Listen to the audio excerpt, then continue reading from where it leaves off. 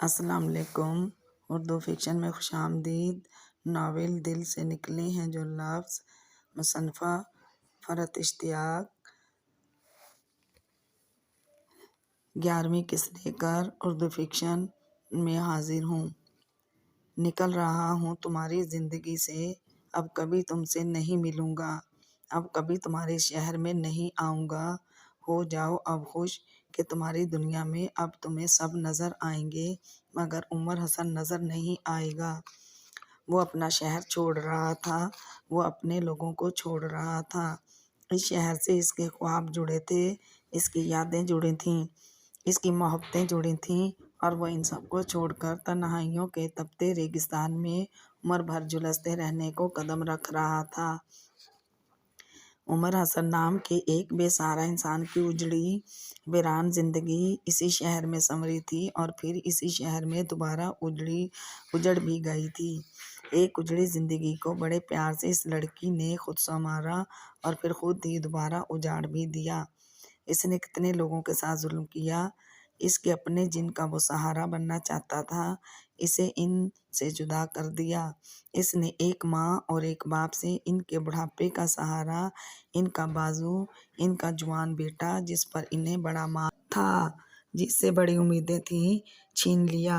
اس نے ایک مر جانے والے دادا کی روح کو بے چین و بے قرار کر دیا کہ جس کے بھروسے وہ اپنی جان سے عزیز پوتی کو چھوڑ کر گئے تھے، وہ اسے بیچ راستے میں چھوڑ کر ان کا وہ بھروسہ توڑ گیا تھا، ان کے اعتبار کا خون کر گیا تھا۔ بدیہا کمال اتنی خود غرض کیسے ہو گئی تھی؟ اپنے اتنے سارے پیاروں کو دکھ دیتے کیا ایک پل کو بھی اس کا دل نہیں کانپا تھا؟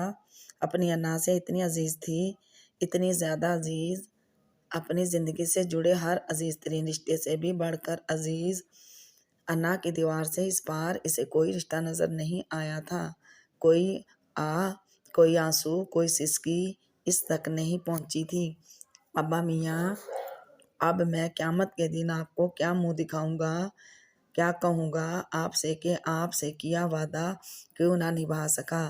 کیا یہ کہ آپ کی محبت پر اس لڑکی کی محبت غالب آ گئی؟ اس نے اپنی محبت کا واسطہ دے کر مجھ سے ایک ناجائز بات منوائی اور میں مان گیا۔ آپ کی محبت، آپ کی شفقت، آپ سے کیا وعدہ سب بھول گیا۔ آپ نے جو مجھ پر بھروسہ کر کے اس کا ہاتھ میرے ہاتھ میں دیا تھا، میں اس بھروسے کی لاج نہ رکھ پایا۔ اس نے کہا میری زندگی سے چلے جاؤ، اور میں چپ چاپ اٹھایا۔ آپ سے بڑھ کر اس لڑکی کو چاہنے کی خطا کر بیٹھا۔ آپ کو اتنا نہیں چاہ سکا جتنا اسے چاہ لیا۔ آپ سے اتنی محبت نہیں کر سکا جتنی اس سے کی۔ وہ اپنے شہر سے مسلسل دور ہو رہا تھا، اور ٹرین کے ہر اگلے اسٹیشن پر وہ یہ لفظ دہرا رہا تھا۔ وہ اس شخص کی روح سے نادم تھا، شرمسار تھا، پشیمان تھا کہ جس کی محبتوں اور چاہتوں کا قرض وہ مرتے دم تک نہیں ادا کر سکتا تھا۔ اپنا غم بہت بڑا تھا، برداشت بڑا، ہمت سے بڑا۔ 16 سالوں سے جس محبت کو وہ پورے حق سے وصول کرتا آیا تھا، وہ محبت آن واحد میں اس پر احسان بنا دی گئی تھی۔ وہ 16 سالوں سے محبت کی بھیک پا رہا تھا۔ یہ احساس کوئی معمولی احساس نہیں تھا۔ دل ٹوٹ کر کرچی کرچی تھا، لہو لہو ہوا تھا، مگر اپنے دکھ کے ساتھ اور بھی بہت سے دکھ جڑے ہوئے تھے۔ ابا میاں کا دکھ، کمال علی خان کا دکھ، نائلہ کمال کا دکھ، بوا جی کا دکھ۔ وہ کتنے لوگوں کو دکھی کر کے جا رہا تھا، وہ کتنے لوگوں کے بھروسے کا خون کر کے جا رہا تھا۔ ان لوگوں نے اسے اپنا مان کر اس پر اعتبار کیا، اور وہ ان کے اعتبار کو تار تار کر کے جا رہا تھا۔ بدیہا مجھے اپنی جان سے بڑھ کر عزیز ہے، اور اپنی جان عزیز میں صرف اس کو سونپ سکتا ہوں جس پر مجھے پورا بھروسہ اور مکمل اعتبار ہو، اور عمر، تم سے بڑھ کر میں کسی پر بھی اعتبار نہیں کر سکتا۔ میں جانتا ہوں عمر، بدیہا کو صرف تم خوش رکھ سکتے ہو، تمہارے ہوتے اس کی آنکھوں میں کبھی آنسو نہیں آئیں گے۔ خدا نے تم جیسا بیٹا دے کر بیٹا نہ ہونے کے میرے سارے گلے دور کر دیے۔ عمر، تم اتنے پیارے بیٹے ہو جس پر ہر ماں فخر کرے۔ اگر تم نہ ہوتے عمر، تو میری بیٹا کا کیا ہوتا؟ وہ تو گھٹ گھٹ کر مر جاتی۔ وہ کتنی آنکھوں سے امید ختم کر کے جا رہا تھا، وہ کتنے ہونٹوں کی ہنسی چھین کر جا رہا تھا، وہ کتنے چہروں پر کرب اور رنج بکھیر کر جا رہا تھا، وہ کتنے کتنے لوگوں کو توڑ کر جا رہا تھا، وہ کتنے انسانوں کے اعتبار کا بے دردی سے قتل کر کے جا رہا تھا۔ وہ ان میں سے کسی سے معافی مانگ لینے تک کے قابل نہیں رہا تھا۔ بدعت ماننے سے کتنے انسانوں کا مجرم بنا دیا تھا۔ عمر حسن کے لیے معافی کہاں تھی، نجات کہاں تھی، پناہ کہاں تھی؟ وہ نگر نگر پھرے گا، در در بھٹکے گا، مگر دل کا سکون اب اسے عمر بھر کبھی نصیب نہ ہوگا۔ دوسروں کو دکھ دینے والے خود کس طرح خوش رہیں گے؟ وہ لندن واپس نہیں جا رہا تھا۔ اگر جلا وطنی ہی کاٹنی تھی تو کسی اور کی منتخب کردہ جگہ کیوں؟ وہ ابدیہ کمال کو یہ حق نہیں دے گا کہ وہ اس کی مردہ ہوتی زندگی کہاں گزرے گی کا فیصلہ کرے، اسے کہاں سزا کاٹنی ہے۔ وہ جگہ کا انتخاب خود کرے گا، اور وہ جگہ لندن ہرگز نہیں تھی۔ زندگی میں ایک وقت ایسا آتا ہے جب بے بسی اور بے اختیاری کی انتہا پر پہنچ کر انسان کا نہ اپنے حالات بدلنے پر زور چل سکے، نہ کسی اور پر اسے کوئی اختیار ہو، تو پھر اپنی بے بسی کا وہ خود اپنے آپ سے انتظام لینے لگتا ہے۔ دوسروں کی گئی ہر زیادتی کی سزا وہ خود کو دیتا ہے، خود کو دکھ دے کر، تکلیف پہنچا کر، خود سے انتقام لے کر وہ انتہا پسندانہ خود اذیتی ہی میں سکون محسوس کرتا ہے کہ کیریئر، گھر، دولت، شہرت، مستقبل، زندگی، یہ سارے لفظ اب اس کے لیے بے معنی تھے۔ زندگی کو آسائشوں اور خوبصورتیوں سے کس کے لیے بھر رہا تھا؟ جس آسائشوں کی عادت تھی، جو عیش و آرام میں پلی بڑھی تھی، جب وہ وجہ ساتھ نہیں تھی تو یتیم خانے میں آنکھ کھولنے والے، یتیم خانے کے ٹھنڈے فرش پر ننگے پاؤں کھڑے ہونے والے عمر حسن کی زندگی تو کہیں پر بھی گزر سکتی تھی، کسی بھی طرح گزر سکتی تھی۔ جو اپنا سب کچھ گنوا چکا ہو، پھر وہ بہت بے فکر اور نڈر ہو جاتا ہے۔ مزید کچھ اور کو دینے کا خوف جو دل میں نہیں ہوتا، وہ بھی بے فکر ہو گیا تھا، نڈر اور بے خوف ہو گیا تھا۔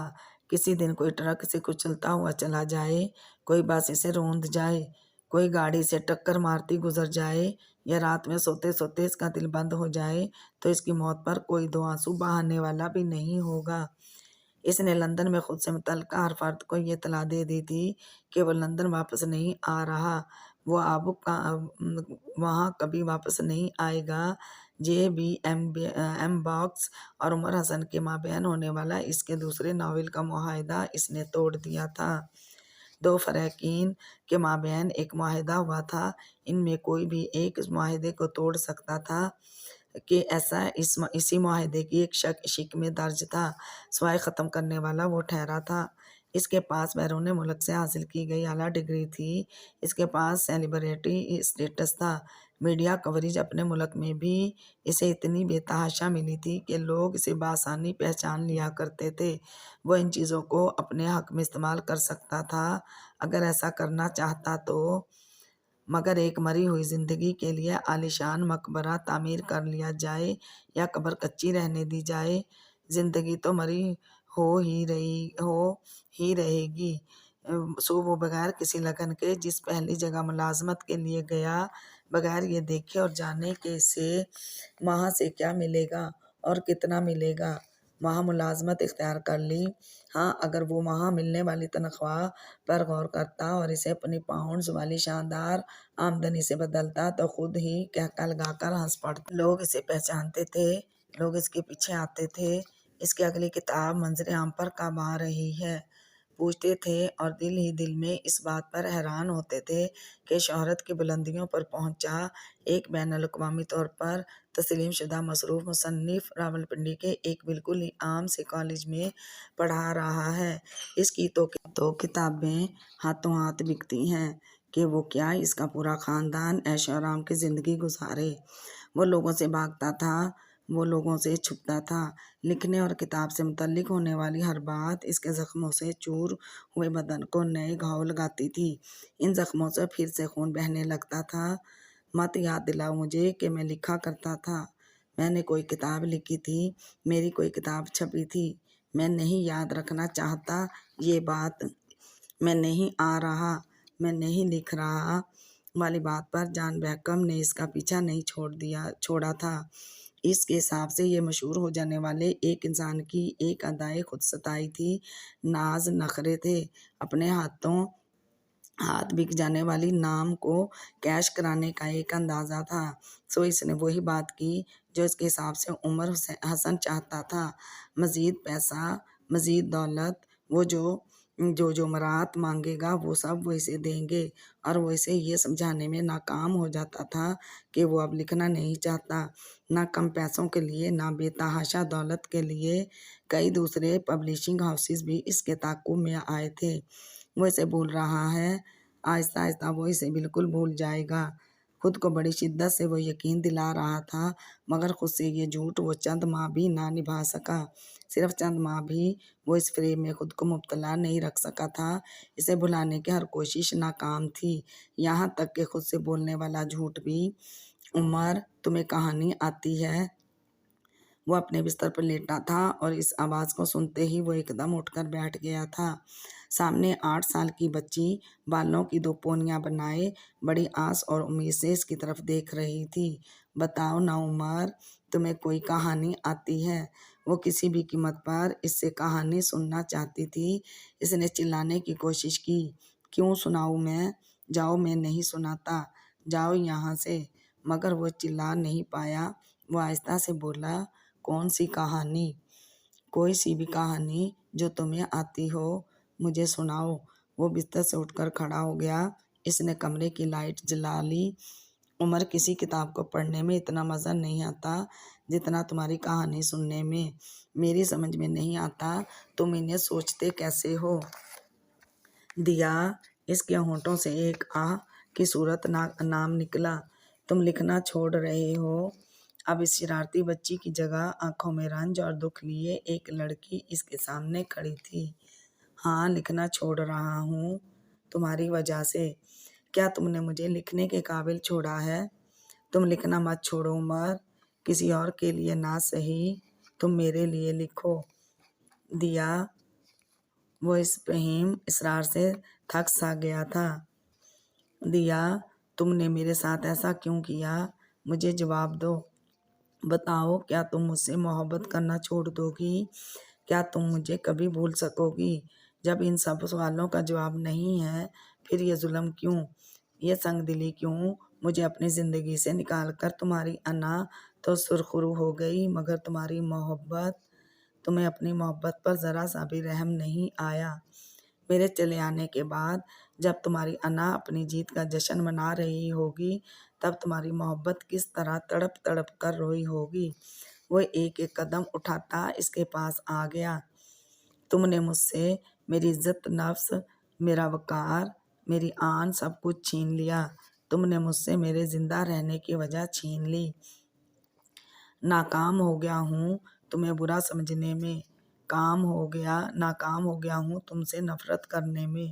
میرے دل سے تمہاری محبت کبھی نہیں نکل سکتی دیا، میری زندگی کی آخری سانس تک نہیں۔ عمر حسن نے اس روز مکمل شکست قبول کر لی تھی۔ وہ اس سے کبھی بھی نفرت نہیں کر سکتا، وہ اسے کبھی بھی بھول نہیں سکتا، وہ اس سے محبت کرنا مرتے دم تک ترک نہیں کر سکتا۔ رات سمندر کی بے رحم موجوں کے سپرد اپنا مسودہ کرتے جو اس نے کبھی نہ لکھنے کا عہد کیا تھا، وہ اس عہد سے پل بھر میں پھر گیا تھا۔ چند ماہ بھی نہیں لگے تھے اسے اپنے اس عہد کو توڑنے میں۔ میں اب کبھی نہیں لکھوں گا۔ وہ اس لڑکی سے ایسے ضد باندھ سکتا تھا؟ نہیں، ہرگز نہیں، وہ اس لڑکی سے ایسی ضد باندھ ہی نہیں سکتا تھا۔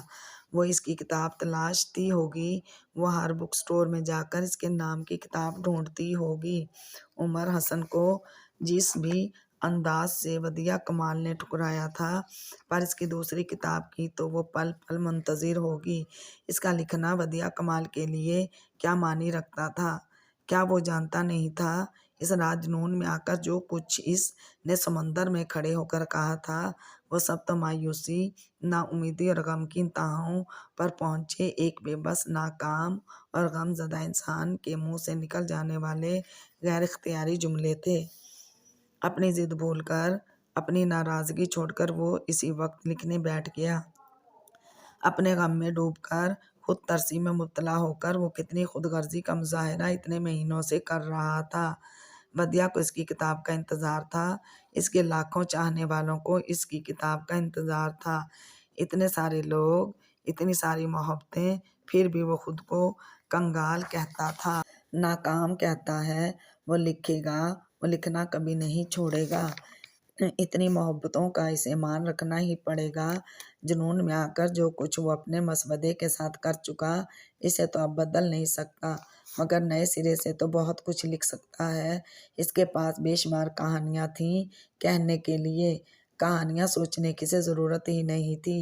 بے شمار کہانیاں اپنی تمام تر جزیات کے ساتھ پوری کی پوری اس کے ذہن میں واضح تھیں۔ پر اس رات اس کے ساتھ ہوا کیا تھا؟ لفظوں نے اس کا ساتھ دینے سے انکار کر دیا تھا۔ اس کی نگاہوں کے سامنے کاغذ تھے، اس کے ذہن میں کہانی تھی، مگر اس کہانی کو کہنے کے لیے جو لفظ اسے درکار تھے وہ اسے مل نہیں رہے تھے۔ وہ کہیں گم تھے اور وہ انہیں ڈھونڈ رہا تھا، اور ایسا زندگی میں پہلی بار ہو رہا تھا اس کے ساتھ۔ وہ کئی گھنٹوں تک بیٹھا رہا، وہ کئی گھنٹوں تک خالی کاغذوں کو گھورتا رہا، وہ کئی گھنٹوں تک لکھنے کی بہت کوشش اور بہت جد و جہد کرتا رہا۔ پھر بہت کوششوں کے بعد بڑی مشکلوں سے وہ چند سطریں لکھنے میں کامیاب ہوا، مگر جیسے ہی اپنی لکھی ان 3 سطروں پر اس کی نگاہ ٹک گئی، وہ بے یقینی سے ساکت بیٹھا رہ گیا۔ یہ میں نے لکھا ہے، یہ بے رنگ، بے ربط اور بے روح لفظ اس کے کیسے ہو سکتے تھے؟ اس کے لفظوں میں تو ایک موسیقی، ایک حرارت، ایک زندگی ہوا کرتی ہے، اور یہ بے روح اور بدصورت لفظ یوں لگ رہا تھا جیسے لکھنے کی صلاحیت سے متعلق محروم ایک شخص زبردستی لکھنے کی، زبردستی کہانی کہنے کی کوشش کر رہا ہو۔ اس نے اس صفحے کو پرزے پرزے کر کے پھاڑا اور دوسرا صفحہ اپنے سامنے کر لیا۔ دوسرے صفحے کے ساتھ بھی وہی کوشش اور پھر وہی پھاڑنا، پھر تیسرا، پھر چوتھا، پھر پانچواں۔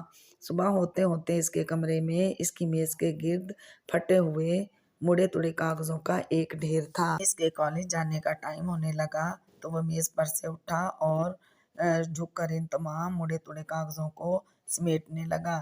انہیں سمیٹتے اور پھر کوڑے دان میں ڈالتے اس کی آنکھوں میں بے تحاشا تھکن اور درد بھرا ہوا تھا۔ اس پر ابھی بھی بے یقینی کی کیفیت طاری تھی۔ ایسا اس کے ساتھ زندگی میں کبھی ہوا ہی نہیں تھا کہ وہ لکھنا چاہے اور لکھ نہ پائے۔ اس نے ہمت نہیں ہاری، اس نے کوشش ترک نہیں کی۔ اگلی رات وہ پھر پچھلی رات والی مشق دہراتا رہا، وہی ساری رات کا جاگنا اور وہی صبح فرش پر جا بجا بکھرے پھٹے اور مڑے توڑے گولا بنے کاغذوں کو سمیٹنا۔ اسی ایک کو معمول کو دہراتے نہ جانے سے کتنے بے شمار دن ہو گئے تھے، اور صبح ہوتے جب وہ نڈھال ہو کر اپنا سر میز پر گراتا تو بے بسی سے چلا اٹھتا، میں کیسے لکھوں؟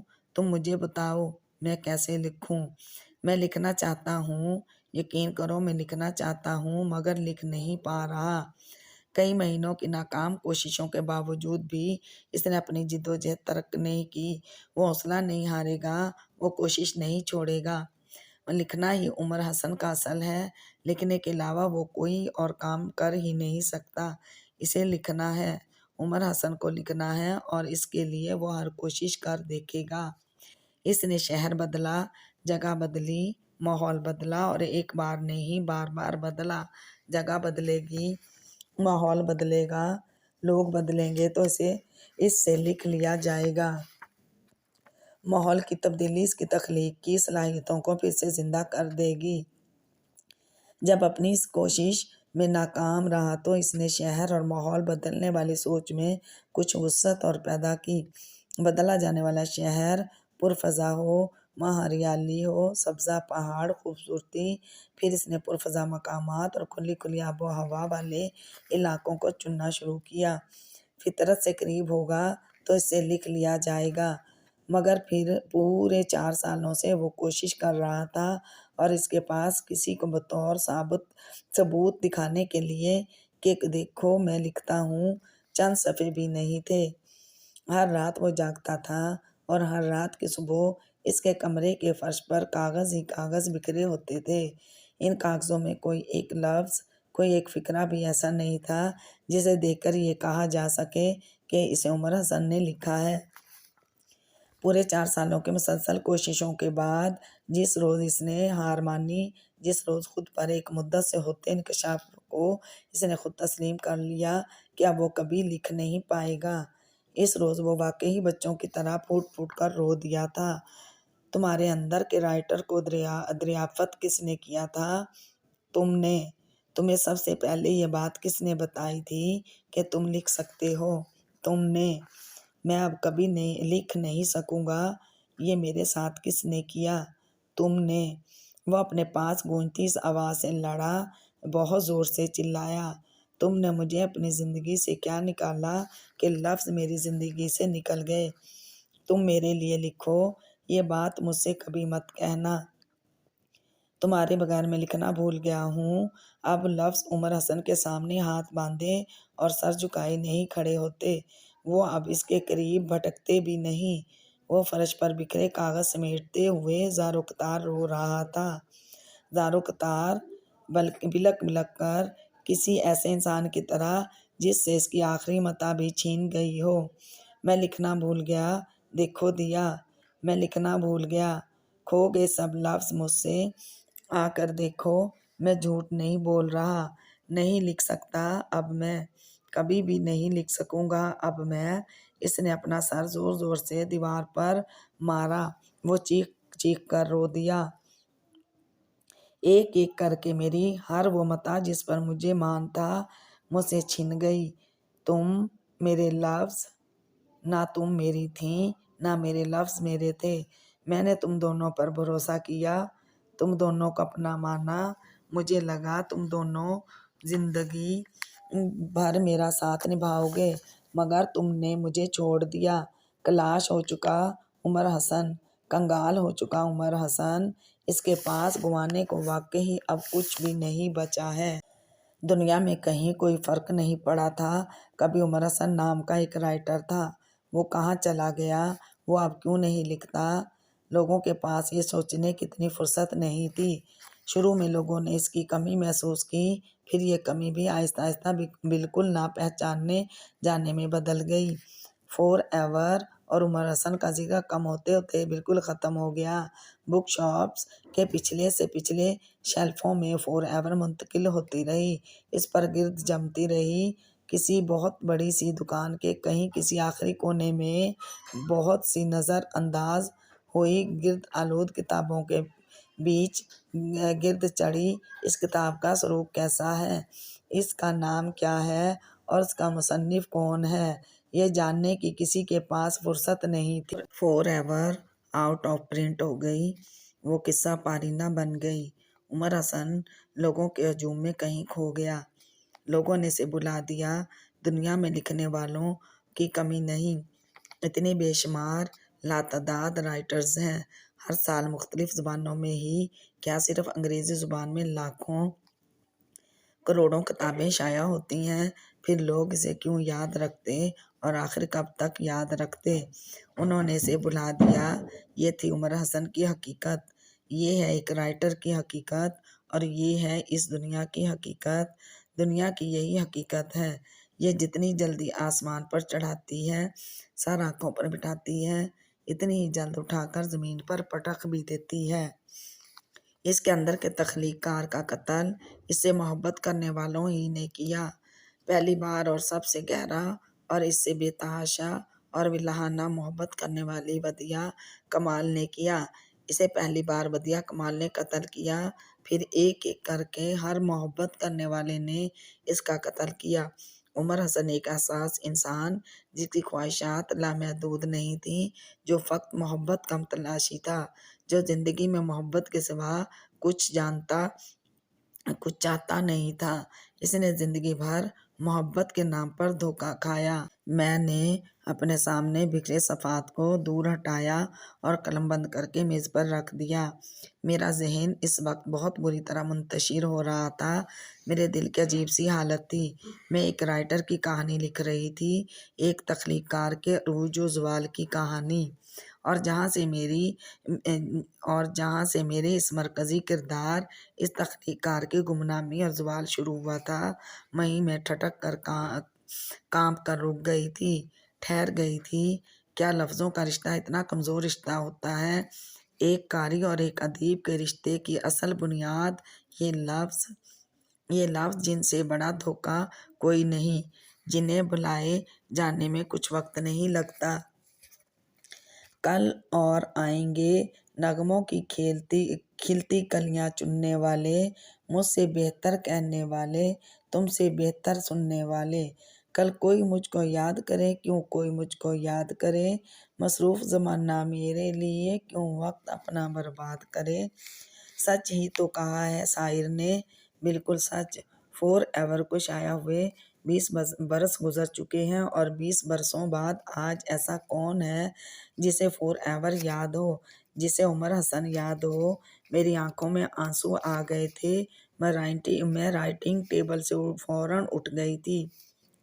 زنیرہ عباس کو تو یاد ہے، وہ تو نہیں بھولی نہ فور ایور کو نہ عمر حسن کو۔ سامنے آئینے میں نظر آتے میرے ہی عکس نے بڑی سنجیدگی سے مجھے جواب دیا۔ اگر یہ فرض کر لیں، اگر یہ مان لیں کہ دنیا کے ہر فرد نے بشمول بدیع کمال کے عمر حسن کو بھلا دیا ہے، تب بھی زنیرہ عباس کو تو وہ یاد ہے۔ زنیرہ عباس تو اسے ہرگز نہیں بھولی، وہ اس کے لفظوں سے محبت کرتی ہے۔ زنیرہ عباس عمر حسن کی ایک قاری ہے، لیکن کیا وہ بھی ویسی ہی قاری ہے جو لفظوں کا بے احتیاطی سے استعمال کرنے کے بعد انہیں خود ہی بھول بھی جائے؟ میرے اندر سے ابھرتی مایوس سوچوں کو میرے عکس نے میرا ہی حوالہ دے کر غلط ثابت کیا۔ عمر حسن کے ساتھ اپنا موازنہ کرنا ابھی ایسی میری کوئی حیثیت نہیں تھی۔ یہ میرے سفر کا آغاز تھا، جبکہ وہ تو شہرت، مقبولیت، پذیرائی سب کچھ پا چکے تھے۔ بڑے مصنف کے مقابل میری کوئی حیثیت نہیں تھی۔ جو میں ان کا اور اپنا موازنہ کرتی، شہرت، مقبولیت اور پذیرائی پا لینے کے بعد جو کچھ انسان کے ساتھ ہوا، اس سے بہت مایوس اور نا امید ہوئی تھی۔ اپنے سفر کے آغاز ہی میں اس کے عبرتناک انجام کا سوچ کر ڈر گئی تھی، مگر میرے عکس نے مجھے میرا ہی حوالہ دے کر میری مایوسیوں اور نا امیدیوں کو ختم کر کے مجھے نئی آس اور نئی امید دلائی تھی۔ میں نے اپنے آنسوؤں کو فوراً خشک کیا اور ایک مرتبہ پھر رائٹنگ ٹیبل پر آ گئی۔ میرا ناول اختتامی مرحلے میں تھا، میں آج اسے ختم کر کے ہی یہاں سے اٹھنا چاہتی تھی۔ میں نے قلم ہاتھ میں لیا اور پھر سے لکھنا شروع ہو گئی۔ شعر محبت سے بے دخلی کے 19 سالوں سے وہ بغیر کسی جرم اور بغیر کسی خطا کے قید تنہائی کاٹ رہا ہے۔ زندگی اس کے اندر مر چکی ہے، پھر بھی وہ جی رہا ہے۔ وہ کہتی تھی، میں تمہیں تمہارے خوابوں کا گھر نہیں دے پاؤں گی، مگر وہ تو اس کے بنا عمر بھر کوئی گھر ہی نہ بنا سکا، اور اگر بنا بھی لیتا تو اس میں تنہا رہتا۔ بعض لوگ زندگی میں بہت سی محبتیں کرتے ہیں، اور بعض کے لیے ان کی ایک ہی محبت ان کی پوری حیات پر محیط ہوتی ہے۔ اس کی زندگی سے نکل آنے کے بعد وہ کسی اور سے محبت کر ہی نہیں پایا۔ اس کے لیے دنیا بدل گئی، لوگ بدل گئے۔ آج ایک پرفضا مگر چھوٹے سے شہر میں گمنامی کی زندگی جی رہا ہے۔ جن لوگوں کے درمیان وہ زندگی گزار رہا ہے، وہ یہ تک نہیں جانتے کہ پہلے وہ کون تھا، کیا تھا۔ بہت عام لباس پہنتا ہے، بسوں میں سفر کرتا ہے، چمنزار سے محل کا 1-2 کمروں کی انکیسی میں رہتا ہے۔ جو تنخواہ ملتی ہے، اس میں وہ ایک گاڑی افورڈ کر سکتا ہے۔ ذرا کوشش کر کے اگر پیسہ جمع کر لے تو اپنا ایک گھر بھی بنا سکتا ہے، مگر گھر، گاڑی، بینک بیلنس کس کے لیے؟ اس کی ضروریات زندگی تو اس طرح بھی پوری ہو رہی ہیں، پھر وہ سب کچھ کیوں بنائے جن کا اس کے مرنے کے بعد کوئی وارث بھی نہیں ہوگا۔ چمنزار میں آنے والے کتنے معذور بچوں کا علاج وہ اپنے پیسوں سے کروا دیتا ہے۔ وہ جو کچھ کماتا ہے اپنی سادہ ضروریات زندگی پوری کرنے کے بعد باقی سارا کا سارا انہی بچوں کی بہبود پر خرچ کر دیتا ہے۔ چمن زار میں اس کی ملازمت ہے، وہ یہاں کا نگراں ہے، لیکن اگر ذرا سا غور کریں تو پتہ چلے گا یہ اس کی ملازمت نہیں، اس کی عبادت ہے۔ خود یتیم اور بے سہارا تھا اور آج اس قابل ہے کہ دوسروں کا سہارا بن سکے، تو ایسا کیوں نہ کرے؟ وہ کئی زندگیوں کے لیے امید کی کرن ہے، وہ کئی معصوم دلوں کی خوشی ہے۔ وہ اپنا کھو جانے والا ہر رشتہ اسی میں ڈھونڈتے ہیں اور وہ انہیں اپنی پناہوں میں لیے ان کے لیے چھپر چھایا بنا انہیں دنیا کی ہر مصیبت سے بچانے میں کوشاں رہتا ہے۔ بظاہر ہنستے مسکراتے، زندہ دلی سے قہقہے لگاتے اس شخص کی آنکھوں میں اگر پل بھر کے لیے بھی غور سے دیکھا جائے تو وہاں خوشی نہیں، صرف دکھ نظر آتے ہیں۔ جب رات میں وہ اپنی انکسی میں قدم رکھتا ہے جہاں تنہائی اس کی منتظر ہوتی ہے تو اس کے لبوں پر سے وہ مصنوعی ہنسی غائب ہو جاتی ہے۔ سونے کے لیے اپنے کمرے میں آتا ہے تو بستر پر لیٹنے سے پہلے اپنی سائڈ ٹیبل کی دراز میں رکھی ایک فریم شدہ تصویر نکالتا ہے۔ اس تصویر میں 6 لوگ ہیں اور ان 6 افراد میں سے ایک فرد وہ خود بھی ہے۔ کبھی وہ بھی انہی میں سے ایک تھا، کبھی وہ بھی ان کے ساتھ تھا، کبھی وہ ان کی زندگی کا حصہ تھا۔ اس کی آنکھوں میں آنسو آنے لگتے ہیں۔ ابا میاں، مجھے معاف کر دیں، میں آپ سے کیا وعدہ نبھا نہیں پایا۔ میری وعدہ خلافی کے لیے مجھے معاف کر دیں، میں آپ کی محبت کا حق ادا نہیں کر سکا، اس کوتاہی کے لیے مجھے معاف کر دیں۔ اتنا برا ثابت ہوا ہوں میں ابا میاں، سوچتا ہوں قیامت کے دن آپ کا سامنا کیسے کروں گا۔ آنٹی، انکل، پلیز مجھے معاف کر دیں، میں ایک بیٹے کا فرض نہیں نبھا سکا۔ جب تک مجھے آپ لوگوں کی ضرورت تھی آپ لوگوں کے ساتھ رہا، مگر جب آپ لوگوں کو میری ضرورت پڑی تو میں خود غرضی اور کم ظرفی کا مظاہرہ کرتا آپ لوگوں کو چھوڑ آیا۔ بوا جی، مجھے معاف کر دیں، میں آپ کی بیٹی کا خیال نہیں رکھ پایا، آپ کو اتنا سارا دکھ دے کر خاموشی سے چلا آیا۔ وہ ان سب کا مجرم تھا، ان سب کی آنکھوں میں آنے والے بہت سے آنسوؤں کا ذمہ دار وہ تھا۔ پھر آخر میں اس کی نگاہیں اس لڑکی پر ٹھہری ہیں جس نے آسمانی رنگ کا خوبصورت لباس پہن رکھا ہے، جو دلہن کا سا روپ لیے سجی سنوری مسکرا رہی ہے اور مسکراتے ہوئے اس کے گالوں کے ڈمپلز بے حد نمایاں ہو رہے ہیں۔ تم خوش ہو؟ نہیں نا؟ مجھے دکھ دے کر کم از کم خود تو خوش رہ لیتی۔ تم خوش ہوتی تو شاید میں بھی خوش رہ پاتا، پر اب کیسے خوش رہوں دیا؟ جانتا ہوں کہ تم خوش نہیں ہو، تمہارے لیے میرے دل نے کبھی کوئی غلط پیغام مجھ تک نہیں پہنچایا اور وہ مجھ سے کہتا ہے کہ دیا خوش نہیں۔ نہ تم خوش ہو، نہ میں خوش ہوں، نہ ہم سے محبت کرنے والا ہمارا کوئی بھی پیارا خوش ہے۔ پھر یہ سب کیوں دیا؟ اس سے یہ سب بولتے بولتے اشک اس کے چہروں سے ٹپک کر اس تصویر پر گرنے لگتے ہیں۔ وہ اس تصویر کو ساری رات اپنے سراہنے رکھ کر لیٹا رہتا ہے۔ تصویر میں موجود تمام لوگوں سے کبھی معافی مانگتا ہے اور کبھی اپنے دل کی باتیں کہنے لگتا ہے۔ ان کے بغیر اس کی زندگی کس طرح گزر رہی ہے یہ بتانے لگتا ہے۔ صبح وہ اپنے بستر سے بہت نڈھال اور پز مردہ اٹھتا ہے، مگر جب چمن زار کے احاطے میں قدم رکھتا ہے جہاں بہت سے معصوم چہرے آنکھوں میں امید لیے اس کی راہ دیکھ رہے ہوتے ہیں تو وہ مسکراتا ہوا ان کے قریب چلا آتا ہے۔ اس نے رات کس کرب سے میں بتائی کوئی یہ کبھی نہیں جان پاتا۔ اسے دکھ چھپا کر مسکرانا جو آتا ہے۔ دن رات کا یہ سفر یوں ہی چل رہا ہے اور یوں ہی چلتا رہے گا۔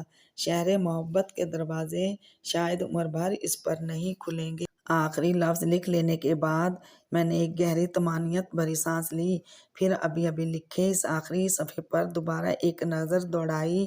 مطمئن ہو کر 1 منٹ بعد میں نے اس صفحے کو پلٹ دیا۔ اب میرے سامنے فائل میں لگا اس صفحے سے اگلا خالی صفحہ تھا۔ میں نے اس خالی صفحے کو خالی ہی رہنے دیا اور اسے بھی پلٹ دیا۔ اب پھر میرے سامنے ایک خالی صفحہ تھا۔ میں نے پورا ناول سیاہ روشنائی سے لکھا تھا۔ اب جو میں اس صفحے پر لکھ رہی تھی وہ نیلی روشنائی سے تھا جو مجھے لکھنا تھا۔ وہ لکھ کر میں بہت جلد فارغ ہو گئی تھی۔ میرا ناول مکمل ہو چکا تھا۔ مکمل، ہاں، جہاں تک اور جو کچھ بھی مجھے لکھنا تھا وہ سب میں لکھ چکی تھی، اور اب مجھے اپنے لکھے تمام صفحات کو اکٹھا کرنا تھا۔ میں نے تمام صفحات کو اکٹھا کیا، انہیں سٹیپل کیا اور پھر تمام صفحات کو لے کر بیڈ پر بیٹھ گئی۔ میں اپنے لکھے ہوئے پر اب نظر ثانی کرنا چاہتی تھی۔ 1 مہینہ دن رات لگ کر میں نے اسے لکھا ہے، جتنا اس ناول کو لکھتے وقت میری آنکھیں بھیگی، چھلکی اور برسی ہیں، کبھی کسی تحریر کو لکھتے وقت نہیں برسیں۔ شاید اس کی وجہ یہ ہے کہ اس بار جو میں نے لکھا وہ 100% حقیقت تھی، ایک شخص کی زندگی کی سچی کہانی جسے لکھتے وقت الفاظ میرے ہیں، انداز تحریر میرا ہے، کسی بھی واقعہ اور کسی بھی بات کو سوچنے کا طریقہ اور دیکھنے کا نظریہ میرا ہے، مگر کہانی میں اپنی مرضی سے میں نے کوئی تبدیلی نہیں کی۔ اس ناول کو لکھنے کے دوران طاری ہونے والی اپنی کیفیت شاید میں عمر بھر نہیں بھلا سکوں گی۔ اس ناول نے میری سوچ اور میرے نظریات میں بہت سی تبدیلیاں پیدا کی ہیں۔ اسے لکھنے کے بعد میرا نظریہ محبت بہت وسیع ہوا ہے۔ محبت پر میرا یقین کامل ہوا ہے۔ محبت صرف قصے کہانیوں ہی میں نہیں ملتی، محبت ہماری اس دنیا میں اپنی پوری سچائی کے ساتھ، اپنے مکمل وجود کے ساتھ موجود ہے۔ میں نے گھڑی کی طرف دیکھا، صبح کے 7 بج رہے تھے۔ ساری رات جاگ کر میں فجر کی نماز پڑھنے کے بعد دوبارہ لکھنے بیٹھ گئی تھی۔ ناول ختم کرنے کی دھن ایسی تھی کہ رات بھر نیند کا ہوش ہی نہیں رہا تھا، اور اب جب لکھ کر فارغ ہو چکی تھی تو گھڑی یہ بتا رہی تھی کہ سونے کا ٹائم گزر چکا ہے، اور ناشتے کے دوران مجھے ابا میاں سے یہ بھی کہنا تھا کہ وہ پہلی دستیاب فلائٹ سے میری واپسی کی سیٹ بک کروا دیں۔ مجھے اپنے شہر واپس پہنچنے کی ایک دم ہی بہت جلدی ہو گئی تھی۔ ارے آپ! سجاد کے ساتھ انہیں لاؤنج میں داخل ہوتا دیکھ کر میں حیران ہوئی۔ گیٹ پر ہونے والی بیل کو سن کر میرے ذہن میں یہ بالکل نہیں آیا تھا کہ آنے والے مہمان عمر حسن ہیں۔ لاؤنج میں میرے سارے بیگز اور سوٹ کیس جمع تھے۔ ابا میں اور ننا کے پاس آتے وقت چاہے صرف ایک ننا سا بیگ لے کر آؤں، واپسی ہمیشہ اتنے ہی ساز و سامان کے ساتھ ہوا کرتی تھی۔ میرے بہن بھائیوں کے لیے بہت سے تحائف تھے اور بھی ڈھیر ساری سوغاتیں تھیں جو مجھ سے بے پناہ پیار کرنے والے میرے ساتھ کر رہے تھے۔ میری روانگی دوپہر میں تھی جبکہ ابھی صبح تھی۔ میرا ارادہ تھا کہ اپنی ساری پیکنگ سے فارغ ہونے کے بعد ان سے ملنے جاؤں گی، مگر میرے جانے سے پہلے وہ خود یہاں آ گئے تھے۔ روانگی کی تیاریاں مکمل ہیں؟ انہوں نے ارد گرد بکھرے سامان کو دیکھ کر مسکراتے ہوئے پوچھا۔ آپ کو ابا میاں نے میرے جانے کا بتایا ہوگا؟ ظاہر ہے انہوں نے ہی بتانا تھا، تم جیسی بے مروت لڑکی سے تو یہ توقع کی نہیں جا سکتی کہ اپنے جانے کا بتا دیتی۔ انہوں نے ایک مصنوعی سی خفگی چہرے پر طاری کی۔ کل ہی تو میں نے جانے کا فیصلہ کیا ہے۔ کل کا سارا دن ننا کے ساتھ شاپنگ کرتے گزر گیا، لیکن آپ سے ملے بغیر تو میں نے ہرگز نہیں جانا تھا۔ میں ابھی تھوڑی دیر میں آپ کو خدا حافظ کہنے آنے ہی والی تھی۔ وہ یوں مسکراتے رہے گویا انہیں میری بات کا بالکل یقین نہ آیا ہو۔ میں بالکل سچ کہہ رہی ہوں، چاہے تو ابا میاں یا ننا سے تصدیق کر لیں۔ میں نے انہیں بھی بتا دیا تھا کہ پیکنگ ختم کرتے ہی میرے پرزور قسم کے وضاحتی بیان کو انہوں نے درمیان میں روک دیا۔ میں یوں ہی مذاق کر رہا تھا۔ مجھے تمہارے کہے بغیر بھی یہ یقین ہے کہ تم مجھ سے ملے بغیر یہاں سے نہیں جاتی۔ دراصل میں محب کو ساتھ لے کر اسلام آباد جا رہا ہوں۔ وہاں اس کے ہاتھ کے سلسلے میں ایک ڈاکٹر سے میں نے اپائنٹمنٹ لے رکھا ہے۔ میں نے سوچا کہ میں چلا گیا اور پیچھے تم مجھ سے ملنے آئیں تو مجھے نہ پا کر بہت مایوس ہوگی۔ سو خود ہی جا کر تم سے ملا ہوں۔ انہوں نے مجھے اتنی اہمیت دی، میرے جانے کو اتنی اہمیت دی کہ بڑے ہونے کے باوجود خود مجھ سے ملنے آ گئے۔ آپ بیٹھیں تو صحیح۔ میں نے انہیں کھڑے کھڑے گفتگو کرتے دیکھ کر بیٹھنے کو کہا، مگر وہ بیٹھنے کے موڈ میں نہیں تھے۔ اس وقت یہ تکلفات رہنے دو، تم اپنی تیاریاں نمٹاؤ، میں بس کھڑے کھڑے تم سے ملنے آیا ہوں، اور پھر محیب بھی میرا انتظار کر رہا ہے۔ محیب آپ کے ساتھ ہے؟ کہاں ہے وہ؟ میں نے حیرت سے پوچھا۔ وہ باہر لان میں رک گیا ہے، آنٹی کے پرندوں کے پاس، انہوں نے مسکراتے ہوئے جواب دیا، پھر اپنے ہاتھوں میں موجود نفیس سے ریپنگ پیپر میں لپٹا ایک پیکٹ میری طرف بڑھایا۔ یہ تمہارے لیے، تمہیں تحفہ دینے کے لیے زیادہ سوچنا نہیں پڑا۔ ایک رائٹر کو کتابوں سے بہترین اور کیا تحفہ دیا جا سکتا ہے؟ میرا خیال ہے یہ کتابیں تمہارے ذوق کے مطابق ہیں، اور انہیں تم جب جب پڑھو گی تمہیں میں بھی یاد آ جایا کروں گا۔ میں اس روز کے بعد ان سے آج مل رہی تھی، اور مجھے ان کے چہرے پر کہیں یہ پچھتاوا نظر نہیں آ رہا تھا کہ انہوں نے مجھے اپنی زندگی کے بارے میں سب کچھ کیوں بتا دیا۔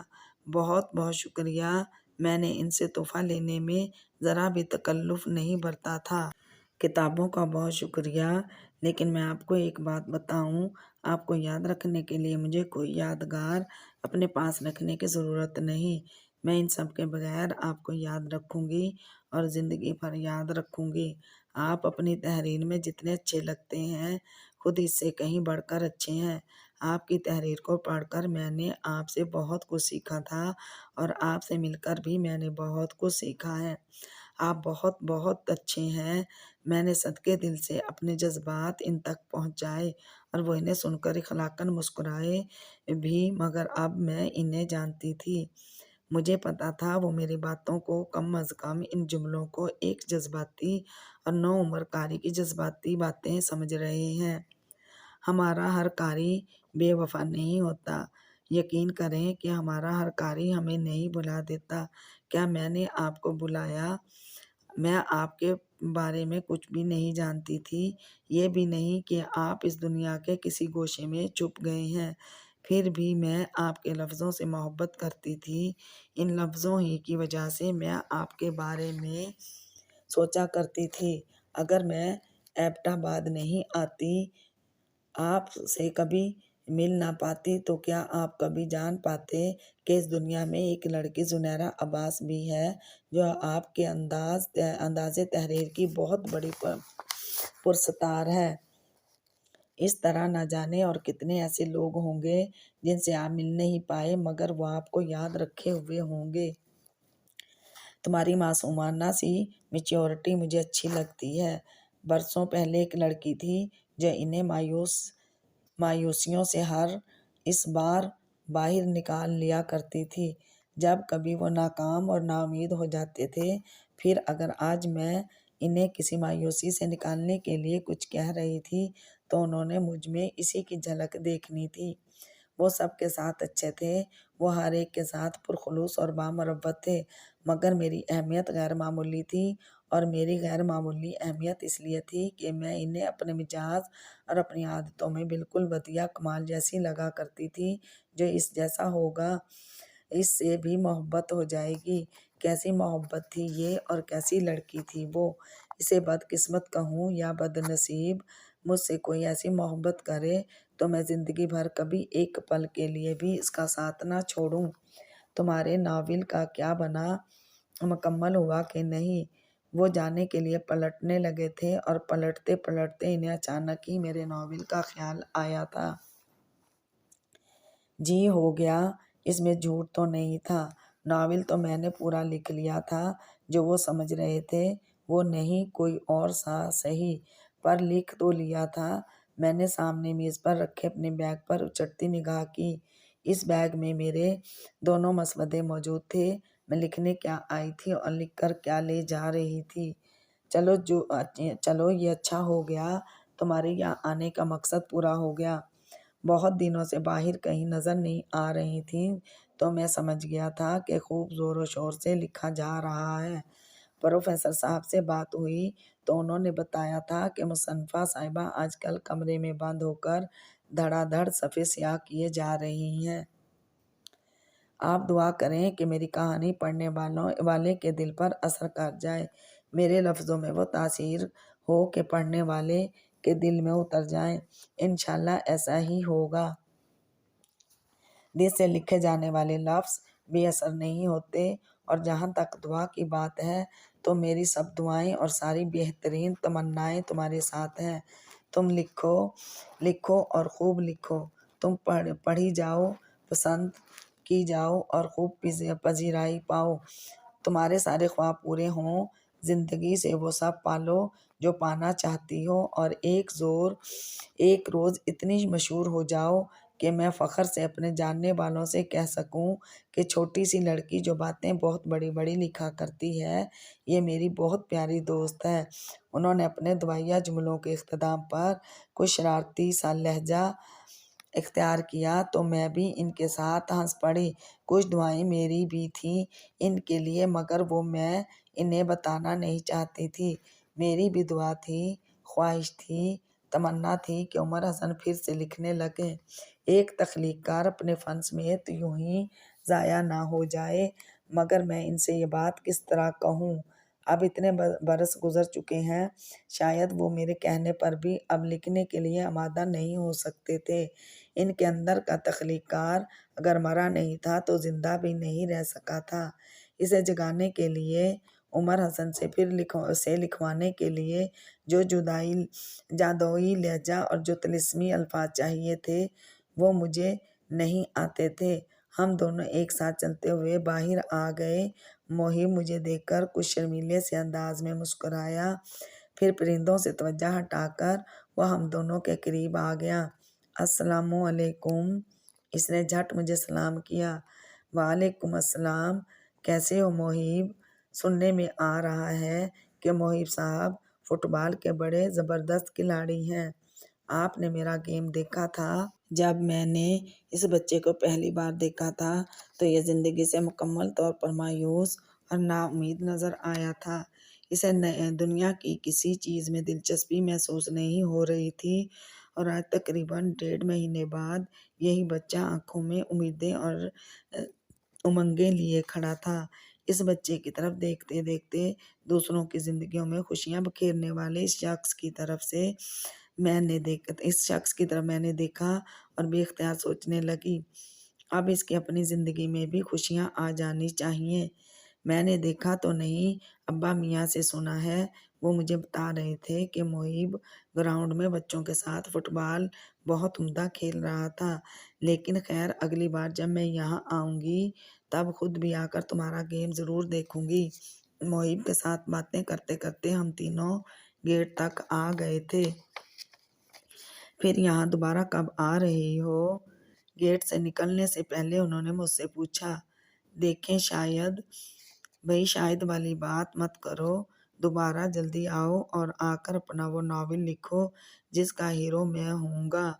انہوں نے میری بات کاٹ کر مسکراتے ہوئے کہا۔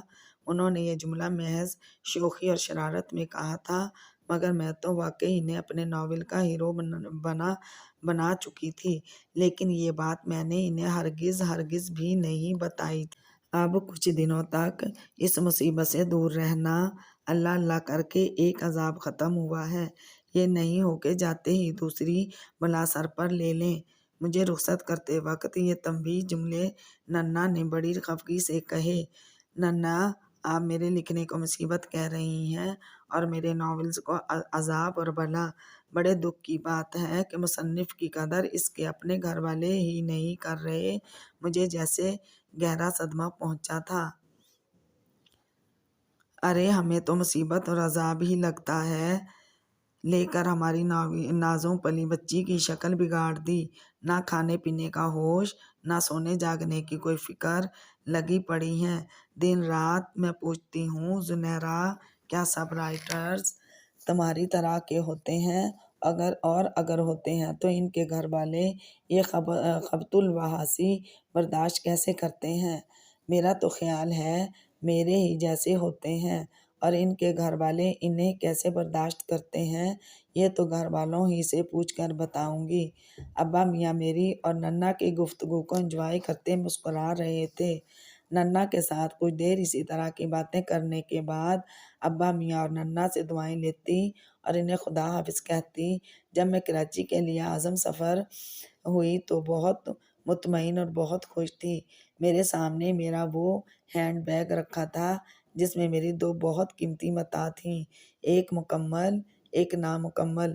میرا نامکمل مسودہ تو نامکمل ہی تھا، اس میں بہت تھوڑا سا کام باقی تھا، مگر اب جلدی سے جلدی بھی اسے مکمل کرنے کا کوئی فائدہ نہیں تھا۔